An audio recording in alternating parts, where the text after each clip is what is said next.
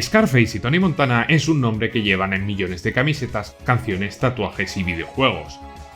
Es un inmigrante sin freno, el rey del exceso, el hombre que llegó sin nada y lo conquistó todo, a balazos, con furia, con hambre y con ambición. Todo un icono pop convertido en un héroe, convertido en un símbolo. Un modelo perfecto de quien sube desde abajo sin pedir permiso. Pero realmente Scarface no es nada de eso. No es la celebración del crimen, es algo mucho más profundo que una historia de gángsters.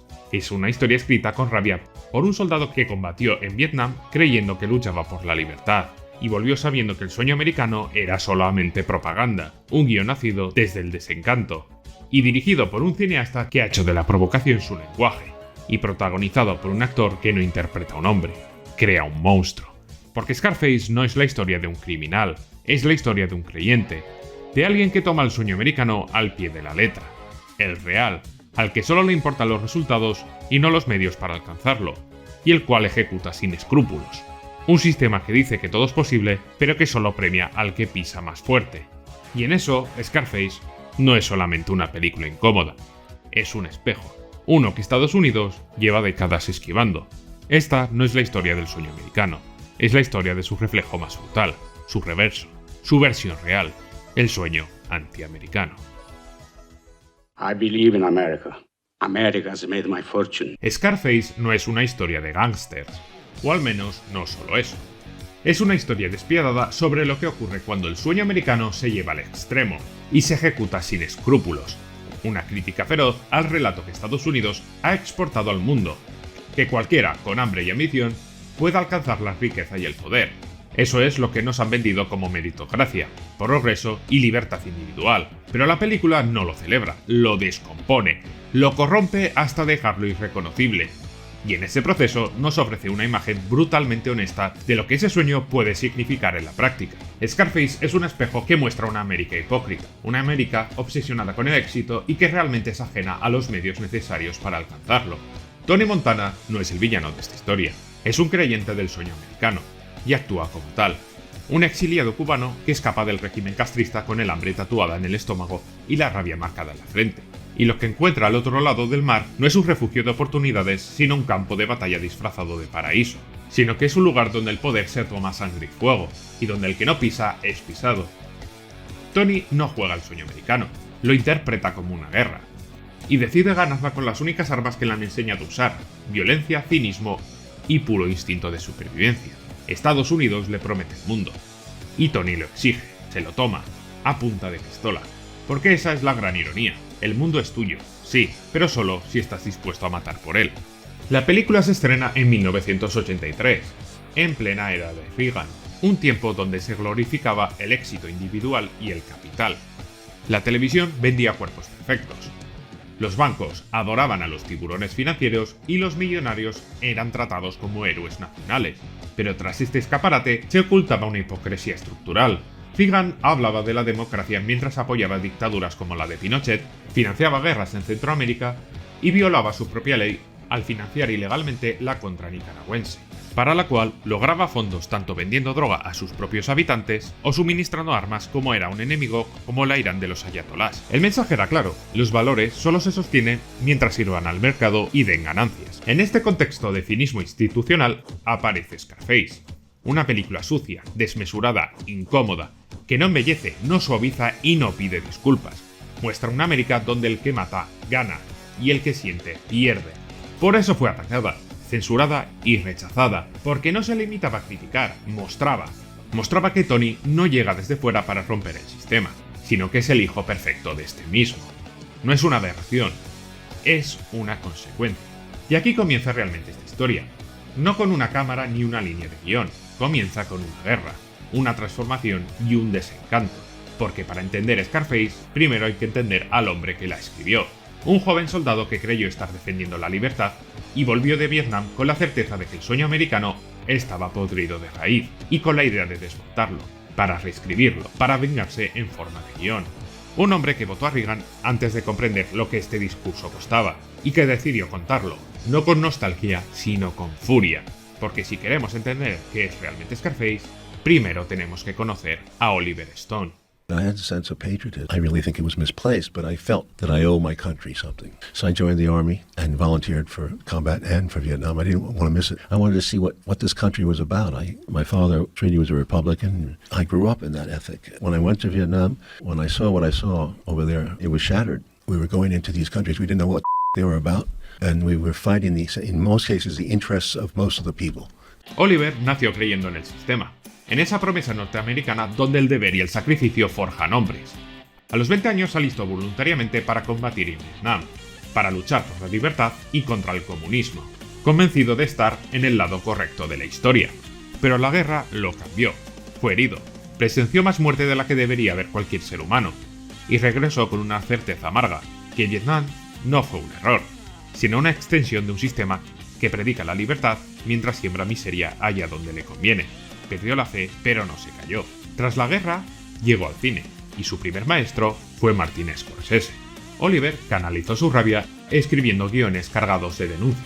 Aún así, su transformación fue lenta. En 1980 todavía votó a Reagan. Estaba enganchado a la cocaína. Era alguien contradictorio, como el país que lo había moldeado. Fue durante su escritura de Scarface cuando algo se rompió. O se reveló, del todo. Viajó a Florida, se sumergió en el mundo del narcotráfico, entrevistándose con narcos y policías, experiencia en la que casi le matan, por cierto. Y luego huyó a París para desintoxicarse, y allí, limpio, furioso y lúcido, escribió el guión de un tirón, no desde el morbo, sino desde el desprecio, contra un sistema que fabricaba tipos como Tony Montana y luego se escandaliza por su existencia, contra una nación que se proclama civilizada mientras financia guerras sucias y protege dictaduras. Stone comprendió que la democracia era el eslogan, el verdadero motor era el capital, y eso es lo que plasmó en el guión, no una historia de mafiosos, sino un retrato ideológico de un sistema que premia la ambición sin moral, la conquista sin culpa, y Tony Montana no es un error, es su reflejo. Scarface no habría existido sin Oliver, sin su conversión, sin su herida abierta, aunque la película lleve la firma visual de Brian De Palma. Su alma reside en este guión, un guión escrito desde la furia. Con el tiempo su evolución no se detuvo. Aquel patriota que luchó contra el comunismo acabaría entrevistando a Fidel Castro durante horas para el documental Comandante. Pero esa transformación ya se asomaba aquí, en Scarface, en cómo trata el éxodo de Mariel y en cómo construye a Tony. Y aún así, por muy potente que fuera este guión, necesitaba una forma visual que estuviera a la altura, alguien capaz de convertir esa crítica en una experiencia hipnótica. Y ese director no podía ser nadie más que Brian De Palma.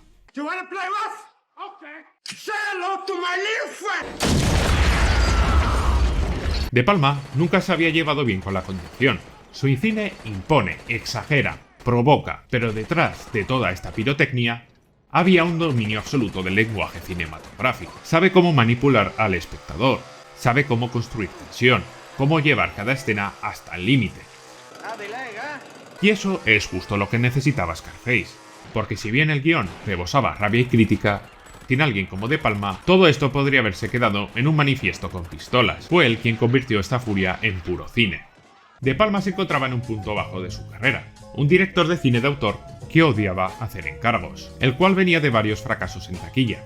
Y aunque Scarface era un encargo, también presentó una oportunidad para desatar todo su arsenal visual, y lo hizo sin frenos. Travelings infinitos, sangre estilizada y una cámara que no observa, ataca, porque si Tony Montana iba a devorarlo todo, la película tenía que hacer lo mismo. Scarface necesitaba a alguien capaz de plasmar un mundo podrido con la belleza de un cuadro barroco, y De Palma no solo lo consiguió, define una estética que influenciaría décadas de cine, televisión y cultura pop. No para glorificar a Tony Montana, sino para mostrarlo tal cual es, brutal, carismático e incontrolable, con la colaboración de un Pacino que daría forma a un monstruo. La primera aparición de Tony lo muestra ante un agente de inmigración, desafiante, seguro de sí mismo. No parece un refugiado, sino que un depredador esperando su momento. Dice haber huido del comunismo, pero su historial revela otra cosa: cárcel, violencia y crimen. Oliver lo construye como un anticomunista no por ideología, sino por frustración. Tony no pudo ser rico en ese sistema, ni siquiera desde la ilegalidad. Lo que realmente odia a Tony no es un régimen que le oprime, sino que no le dejara reinar. Pero eso lo entenderemos cuando lo veamos llegar a la cima. Su entrada en los Estados Unidos marca la primera gran subversión del sueño americano. Tony no entra por esfuerzo ni legalidad, entra matando. Asesina por encargo a un colaborador del régimen castrista, y así paga su peaje. La película deja claro que, en este sistema, el mérito empieza con violencia. La puerta solo se abre para quien está dispuesto a mancharse las manos. La segunda subversión llega en cuanto prueba el trabajo honrado, como un fregaplatos mal pagado, sin futuro. Exactamente el mismo tipo de trabajo que decía detestar del comunismo durante la entrevista en Inmigración. You want to work 8, 10 fucking hours, you own nothing, you got nothing? I didn't come to the United States to break my fucking back. Pero ahora, en el sistema capitalista, este reflejo no lo lleva a cuestionar nada, solo lo rechaza. Lo considera indigno, una humillación, y en cuanto puede lo abandona para entrar en el narcotráfico. Ahí Scarface plantea su tesis más cruda. El sueño americano no es una mentira, es una trampa. La promesa existe, sí, pero los medios para alcanzarla no son los que se predican. Tony no huye del trabajo, huye de su inutilidad. Sabe que el esfuerzo no basta, que si quiere ascender necesita usar las herramientas que el sistema condena en voz alta, pero que recompensen su silencio.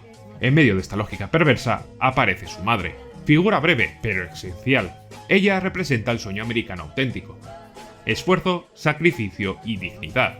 Y sin embargo, malvive, trabaja sin descanso y apenas tiene para sobrevivir. Es la única brújula moral de Tony, y él la ignora, no por desprecio, sino porque ve en ella el fracaso del camino correcto. Tony no se rebela contra el sistema, Tony lo entiende, lo acepta, y está dispuesto a pagar el precio. Me, I want what's coming to me. Oh, well, what's coming to you, Tommy? The world, chico. And everything in it.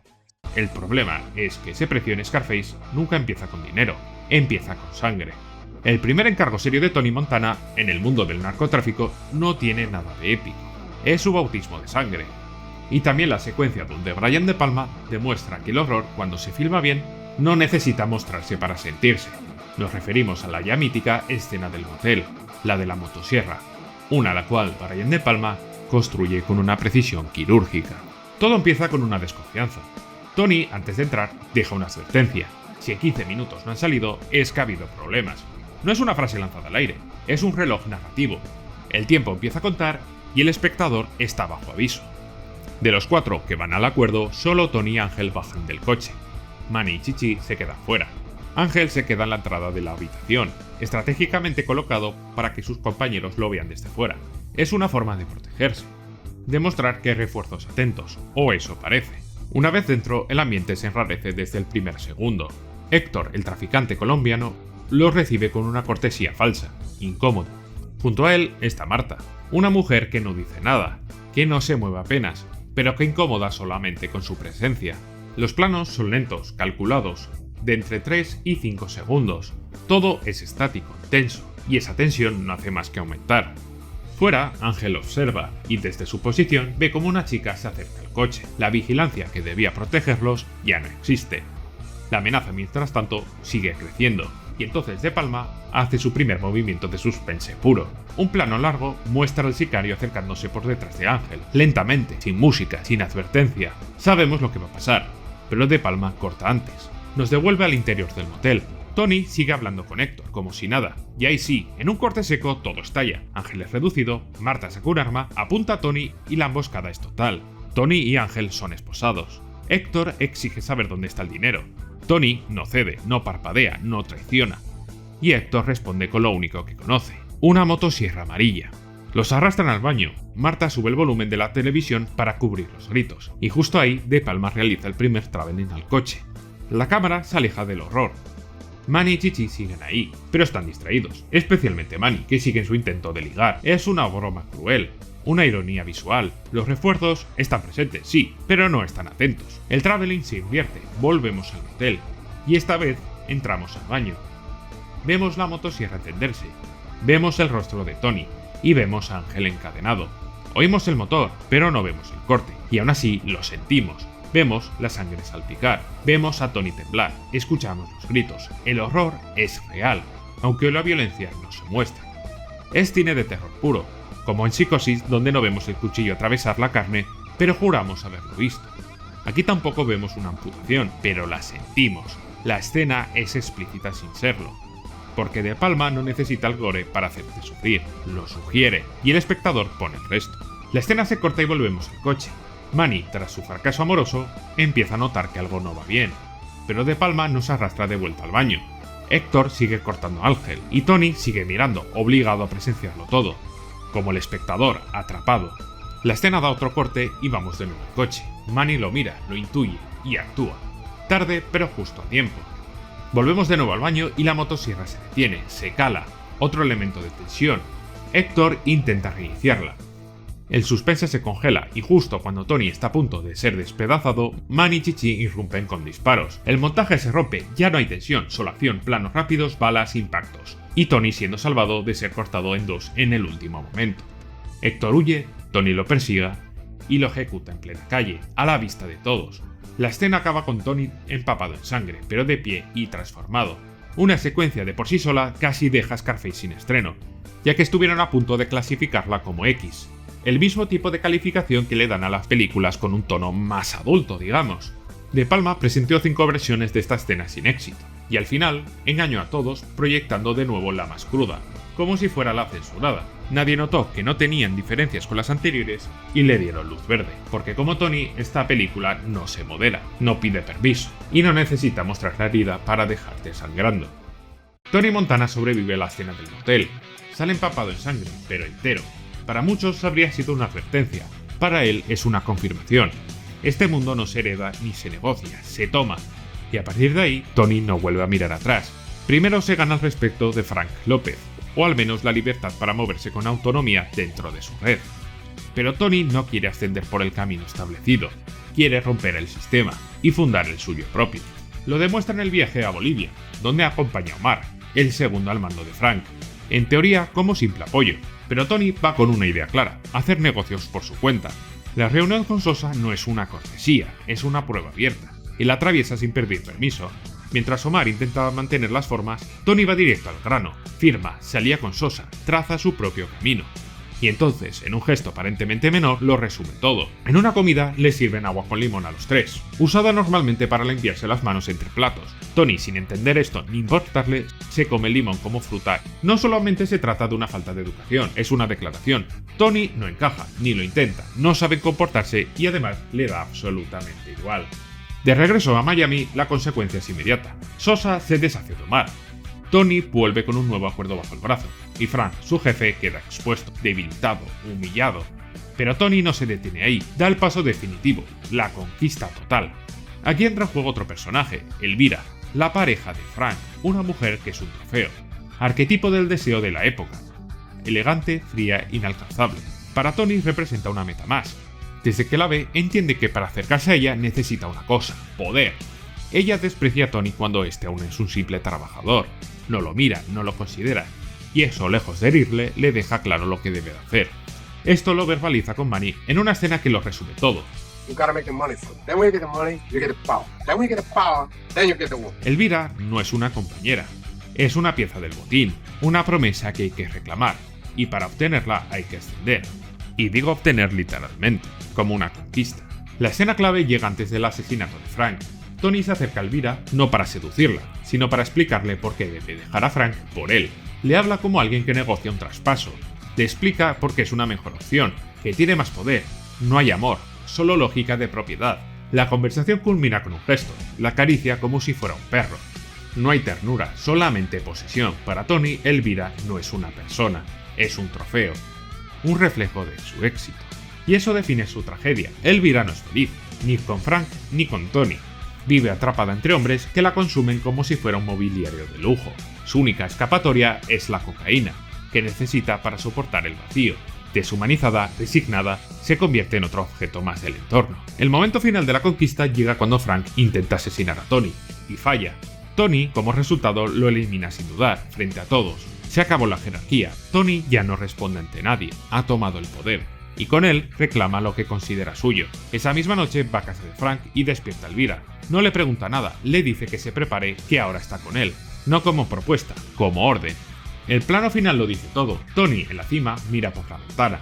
En el cielo, sobre la ciudad, aparece un Zeppelin. The world is yours. Mientras el plano se eleva, vemos a Elvira recogiendo sus cosas, temblorosa, en el piso de arriba. Se sabe que no la espera una nueva vida, solamente una nueva jaula, aunque un poco más dorada esta vez. La escena culmina con una idea potente. Tony no ha llegado ahí por trabajo, ni por valores, ha llegado por derechos de conquista. y ahora que el mundo es suyo, está listo para destruirlo. Lo que viene ahora es conocido por todos, la escena de Push It to the Limit. Tony Montana ya está en la cima, ha eliminado a Frank, ha tomado el negocio, ha reclamado a Elvira como un trofeo más, todo lo que quería es suyo, y lo que viene a continuación es un desfile de imágenes de éxito, un montaje al ritmo de Push It to the Limit, que muestra cómo se convierte aparentemente en el rey de Miami, acompañado por los sintetizadores de Giorgio Moroder, en una canción que no es un canto al éxito, sino que es una trampa disfrazada de victoria. Escuchad la canción por vosotros mismos porque por vuestro propio bien y el mío no voy a pronunciar en inglés. Esta dice frases como estás caminando sobre el filo o que llegar no basta, hay que saber sostenerse. El montaje hipnótico nos lanza imágenes de la opulencia constante, lujo, poder, velocidad, todo entra y sale con ritmo mecánico, pero nada se detiene. Nadie respira. Es una vida de puro consumo, sin pausa. Tony vive rodeado de riquezas, vive absorbido por ella. Su casa, su entorno, su cuerpo. Todo está orientado a demostrar algo, a imponerse. Pero lo que era la conquista se convierte en carga. Y no quiere más porque lo necesita. Quiere más porque no sabe parar.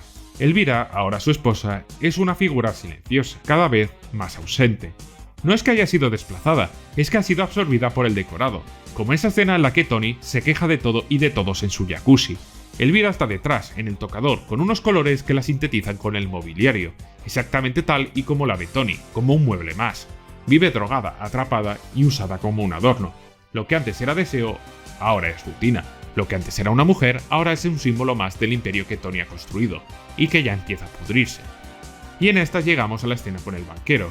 Tony necesita mover dinero, mucho, y su banquero de confianza le propone algo razonable: aumentar su comisión por el enorme riesgo que supone lavar cada vez más dinero sucio. Pero Tony se niega, no por cálculo, sino por ego. No soporta que alguien le diga qué hacer con su propio dinero.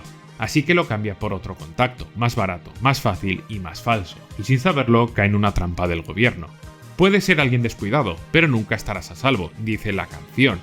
Y eso es exactamente lo que pasa. Ese montaje no es un ascenso, es un espejismo. La canción anima, la edición deslumbra, pero cada plano es una advertencia. Tony está empujando los límites, sí, pero no para superarlos, para romperlos, para caer por el otro lado. Cuando el montaje termina, vemos a Elvira drogarse para sobrellevar toda esta situación, anunciando lo que ya todos sabemos, que toda la apariencia de felicidad es realmente una fachada, y que él ya ha cruzado la línea, solamente que aún no lo sabe. Lo primero en quebrarse no es el negocio, ni siquiera la seguridad, es Tony, su interior, su vínculo con el mundo. Empieza a haber traiciones en todas partes, se encierra en su palacio, controla todo, pero no confía en nadie, y cuando no se confía en nadie, se empieza a traicionar a los propios. Primero pierde a Elvira, no la abandona, la pierde porque la asfixia. En una de las escenas más incómodas de la película, el restaurante, Tony estalla delante de todos, borracho, paranoico y desbordado. Elvira lo mira, humillada, él la acusa de no poder darle un hijo, de estar todo el día drogada, de no valer nada, y ella se va, ya no como esposa, sino como persona. Después viene Manny, su mejor amigo, su hermano, el que le salvó la vida en el motel, pero la paranoia lo ha invadido todo. Tony no para de hacerle de menos, de culparlo de sus propios errores. Cuando descubre que se ha casado con Gina, su hermana, no pregunta, no escucha, dispara, lo mata en el acto, y lo lamenta al instante, pero ya es tarde. Ha destruido su último vínculo humano auténtico, sin dinero de por medio. Lo que ocurre con Gina es aún más perturbador. Desde el principio, Tony ha sido posesivo con ella, no como un hermano protector, sino como alguien que ve a su hermana algo puro, intocable, exclusivo. Y en esa lógica enfermiza, Gina se convierte en un símbolo. Comparte incluso el mismo tema musical que Elvira, She is on Fire. No es una coincidencia, sino porque Tony las percibe igual, como parte de su imperio y peor aún, con el mismo tipo de deseo, como pertenencias. Y al ver cómo Gina le ha sido arrebatada por Manny, no puede soportarlo. Tras la muerte de Manny, Tony ya no tiene nada, no tiene esposa, ni amigos, ni familia, solo enemigos o empleados, y eso ni siquiera le basta. Aún así, queda una chispa moral, y es esa chispa moral la que le condena. Cuando Sosa le ordena matar a un periodista, junto a su esposa y sus hijos, Tony se niega a matar niños, y al hacerlo rompe las reglas de un mundo que él mismo ha aceptado. No es que actúe bien, es que actúa tarde, demasiado tarde. Sosa reacciona, se siente traicionado y sentencia su muerte. Y ahora el fin se acerca, rápido y con pólvora. Tony Montana ya no tiene nada. Ha perdido a Elvira, a Manny, a su madre y a su hermana, aunque esto aún no lo sabe. porque está anestesiado, aislado, encerrado en su mansión de mármol y polvo blanco, convencido de que aún puede resistir, de que con suficiente poder todo se puede revertir, pero ya es demasiado tarde. Gina aparece delante de él, desbordada de rabia y de dolor. Lo enfrenta, le grita que siempre quiso controlarla, poseerla, aislarla del mundo como si fuera una parte más de su propiedad. Y Tony no puede negarlo, porque es verdad. En su mente Gina no era su hermana, era su Gina, algo que solo él podía proteger, tocar y decidir.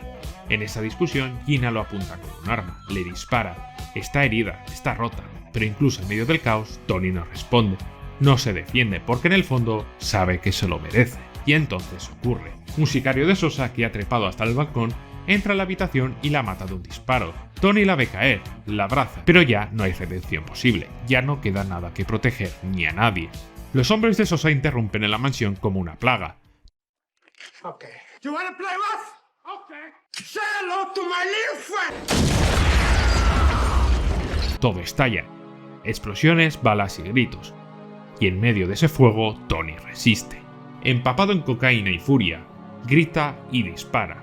Dispara sin parar, mata decenas, cae pero se levanta, lo hieren pero sigue avanzando. No por egoísmo, sino por pura negación. Y aquí entra de nuevo el tema de la película, push it to the limit, porque eso ha hecho Tony desde el principio, matar, tomar y extender. Su entrada a los Estados Unidos fue un asesinato. En el motel salió bañado de sangre y con poder. Desafió a Frank, lo ejecutó y lo reemplazó.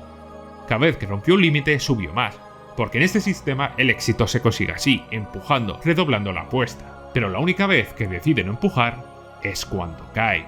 Si hubiera matado a esa familia, habría seguido creciendo, habría sobrevivido, pero se detuvo, y al detenerse perdió. Tony no muere como un mártir, ni como un villano redimido, muere como lo que fue desde el principio, un hombre convencido de que podría tomarlo todo si empujaba lo suficiente. Muere sin agachar la cabeza, sin pedir perdón, sin huir, enfrentando a la muerte tal y como vivió, de frente, solo, y muriendo de la única manera que se le puede matar, de espaldas. Un sicario le dispara, lo atraviesa y lo derriba, debajo de la estatua que dice "The world is yours". Ese plano final no es solamente irónico, es definitivo. Tony no es castigado por romper las reglas, es castigado precisamente por respetar una. Su muerte no es una lección, es simplemente una consecuencia, y sin embargo, algo no encaja. Porque tras este desenlace la historia debería haber terminado, pero no lo hizo. Scarface no murió con Tony Montana, se multiplicó, se volvió una camiseta, un póster, una canción, un videojuego, un tatuaje. Lo que debía haber sido una advertencia se convirtió en un modelo de actuación. En los márgenes, especialmente en la cultura del rap y el hip hop de los 90, Tony Montana se volvió referente, no por lo que representa, sino por lo que posee, no por cómo termina, sino por lo que llegó a tener, el sueño del inmigrante que lo toma todo, que manda. En GTA Vice City, su mansión es un ejemplo. Su estética, su violencia y su ambición fueron replicadas una y otra vez. El camino de la tragedia original se diluye. Se conserva el oro y no la sangre. Se admira la furia, pero no la soledad. Se lo glorifica el ascenso, pero no la caída. Pero esa mala interpretación no es un error. Es precisamente un síntoma. Porque la ambigüedad de Scarface no es un fallo, es su núcleo. La película nunca explica que Tony es un monstruo, simplemente lo muestra. Nunca denuncia el sistema, solo lo deja actuar, y por eso muchos espectadores se quedaron con la superficie, el coche, la piscina y la frase. The world, chico, and everything in it.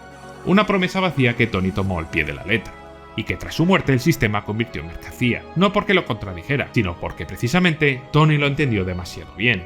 Scarface no es una crítica al sueño americano, es precisamente su forma más cruda, más directa, más honesta. En su estreno, muchos críticos la compararon con El Padrino, no solo porque ambas hablaban de inmigrantes, crimen y poder, sino porque su director, Brian De Palma, era parte del mismo círculo creativo que Francis Ford Coppola, pero las similitudes acaban ahí. Donde Coppola ofrecía una tragedia de sangre azul, elegante, casi romántica, De Palma y Oliver Stone presentan lo opuesto, un descenso sucio, ruidoso, sin consuelo.